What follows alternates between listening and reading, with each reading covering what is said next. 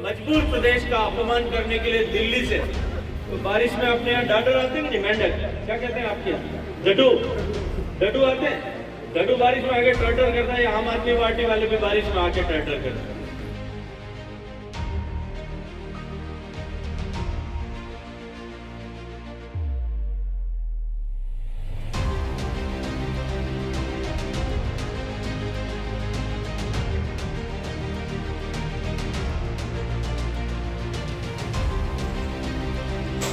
ਵਿਧਾਨ ਸਭਾ ਹਲਕਾ ਗੁਰਦਾਸਪੁਰ ਤੋਂ ਭਾਜਪਾ ਦੇ ਉਮੀਦਵਾਰ ਪਰਮਿੰਦਰ ਸਿੰਘ ਗਿੱਲ ਦੇ ਹੱਕ ਵਿੱਚ ਚੋਣ ਪ੍ਰਚਾਰ ਕਰਨ ਲਈ ਗੁਰਦਾਸਪੁਰ ਦੇ ਪਿੰਡ ਬਹੀਆਂ ਵਿੱਚ ਕੇਂਦਰੀ ਮੰਤਰੀ ਗਜੇਂਦਰ ਸ਼ੇਖਾਵਤ ਪਹੁੰਚੇ।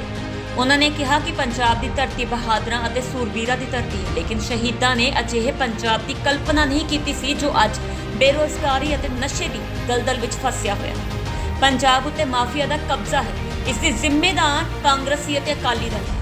ਇਸ ਲਈ ਪੰਜਾਬ ਦੇ ਨੌਜਵਾਨ ਜੋ ਪੂਰੇ ਦੇਸ਼ ਦਾ ਢਿੱਡ ਭਰਦੇ ਸਨ, ਉਹਨਾਂ ਨੂੰ ਹੁਣ ਆਪਣੇ ਪਰਿਵਾਰ ਦਾ ਢਿੱਡ ਭਰਨ ਲਈ ਵਿਦੇਸ਼ ਦੀ ਧਰਤੀ ਉੱਤੇ ਕੰਮ ਕਰਨ ਜਾਣਾ ਪੈ ਰਿਹਾ ਹੈ ਅਤੇ ਜੋ ਪਹਿਲਾਂ ਪੰਜਾਬ ਮਜ਼ਬੂਤ ਪ੍ਰਦੇਸ਼ ਹੁੰਦਾ ਸੀ, ਅੱਜ ਉਹ ਮਜਬੂਰ ਪ੍ਰਦੇਸ਼ ਹੋ ਗਿਆ ਹੈ ਅਤੇ ਪੰਜਾਬ ਦਾ ਮਜ਼ਾਕ ਉਡਾਉਣ ਲਈ ਦਿੱਲੀ ਵੱਲੋਂ ਅਰਵਿੰਦ ਕੇਜਰੀਵਾਲ ਆਇਆ ਹੈ, ਜੋ ਕਿ ਇੱਕ ਬਰਸਾਤੀ ਡੱਡੂ ਹੈ ਜੋ ਸਿਰਫ ਇਲੈਕਸ਼ਨ ਦੇ ਦਿਨਾਂ ਵਿੱਚ ਹੀ ਨਜ਼ਰ ਆਉਂਦੇ ਹਨ। ਉੱਥੇ ਹੀ ਉਹਨਾਂ ਨੇ ਕਿਹਾ ਕਿ ਦੇਸ਼ ਦੇ ਪ੍ਰਧਾਨ ਮੰਤਰੀ ਨੇ ਜੋ ਲੋਕ ਦੇਸ਼ ਉੱਤੇ ਬੁਰੀ ਨਜ਼ਰ ਰੱਖਦੇ ਹਨ, ਉਹਨਾਂ ਨੂੰ ਮੂੰਹ ਤੋੜ ਜਵਾਬ ਦਿੱਤਾ ਹੈ।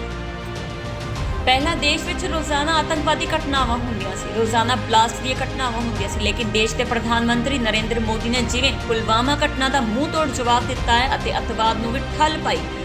ਰਿਪੀਟ, ਭਾਰਤ ਦੇਸ਼ ਅੱਜ ਸક્ષਮ ਦੇਸ਼ ਹੈ ਅਤੇ ਦੇਸ਼ ਦੀ ਆਰਮੀ ਨੂੰ ਅੱਜ ਖੁੱਲੀ ਛੂਟ ਹੈ। ਗੁਰਦਾਸਪੁਰ ਤੋਂ ਰੋਹਿਤ ਗੁप्ता ਦੀ रिपोर्ट, लाइव भारत। परमिंदर सिंह गिल और जिनके बुलावे पर मैं आज विशेष रूप से यहाँ उपस्थित हूँ। मेरे बहुत सारे कार्यक्रम आज तय थे, लेकिन भाई बघेल सिंह का आग्रह था कि मैंने अपने पिंड में मैंने सानू कार्यक्रम रखा है जी, आपको आना होगा। लेकिन मैं आज एक बात आप सबसे पूछना चाहता हूँ कि आजादी की उस लंबी लड़ाई में पंजाब के इस सूबे से भगत सिंह ने अपनी शहादत दी, हंसते हंसते फांसी के फंदे पे झूल जाना स्वीकार किया। लाला लाजपत राय ने इस आतताई अंग्रेजों के खिलाफ संघर्ष किया, लाठियां खाते हुए अपना बलिदान दे दिया, अपनी कुर्बानी दे दी। बहुत लंबी सूची पर मैं बात कर सकता हूँ जिन्होंने इस भारत की धरती में और विशेष रूप से इस पंजाब की धरती में इस देश को आजाद कराने के लिए अपनी कुर्बानी दी।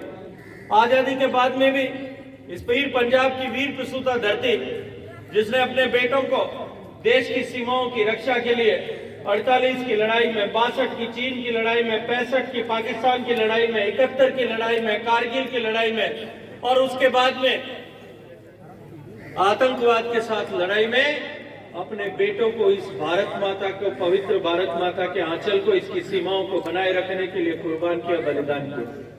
लेकिन इन सब लोगों ने जो बलिदान किया, क्या उन्होंने इस तरह का पंजाब बनाने की अपेक्षा के साथ में बलिदान किया?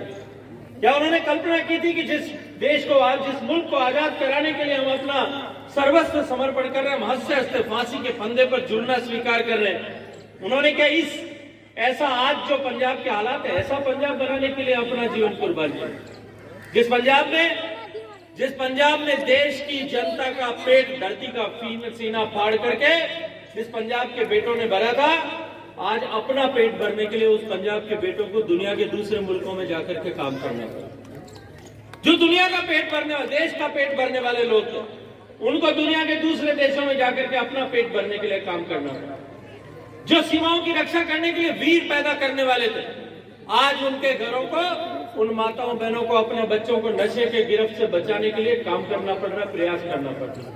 अपने बूढ़े माँ बाप को छोड़ करके पंजाब के बेटे पंजाब से बाहर जाकर के काम करने के लिए मजबूर क्यों है? ये मजबूरी की हालात पैदा होगी।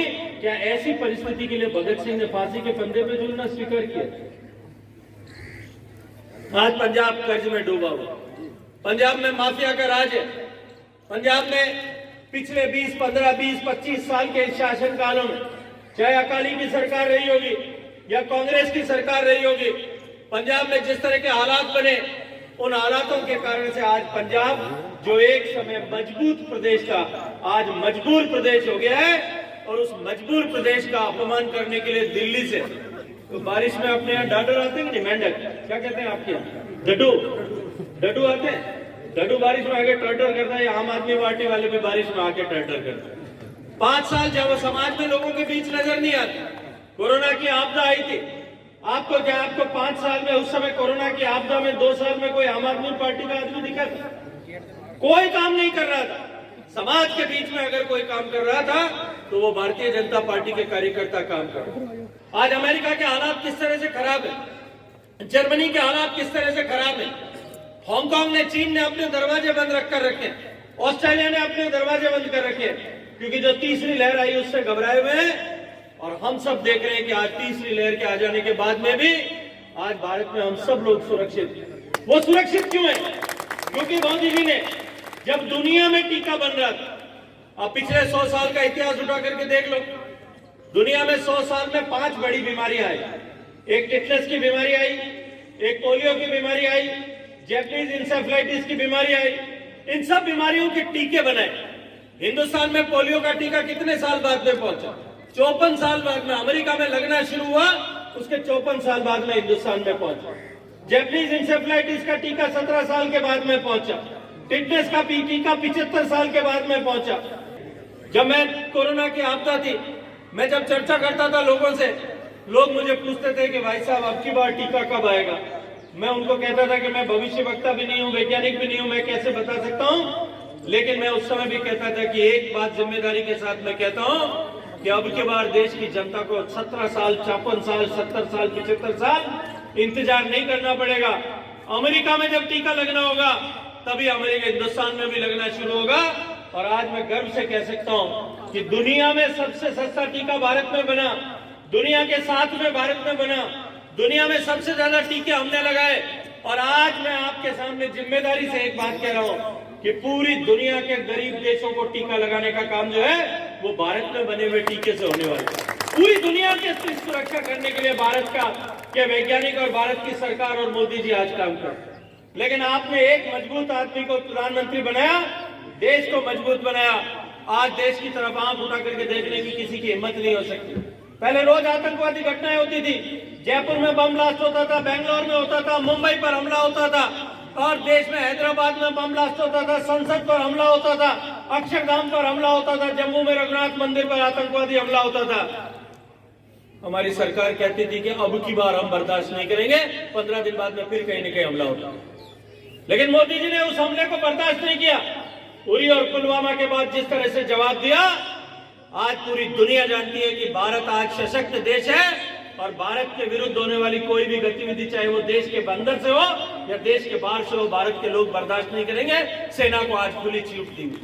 मित्रों, आज जिस तरह से देश को मजबूत बनाने के लिए आप सब लोगों ने योगदान दिया, आज मैं आप सब लोगों का आह्वान करने आया हूं, हाथ जोड़ करके विनती करने आया हूं।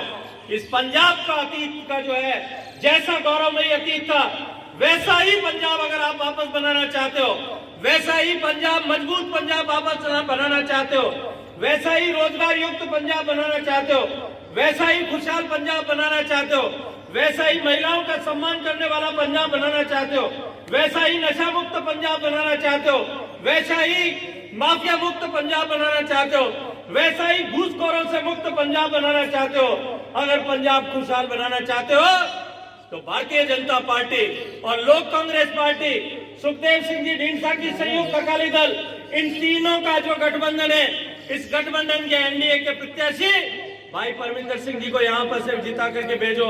ये पंजाब मजबूत बनेगा, पंजाब खुशहाल होगा,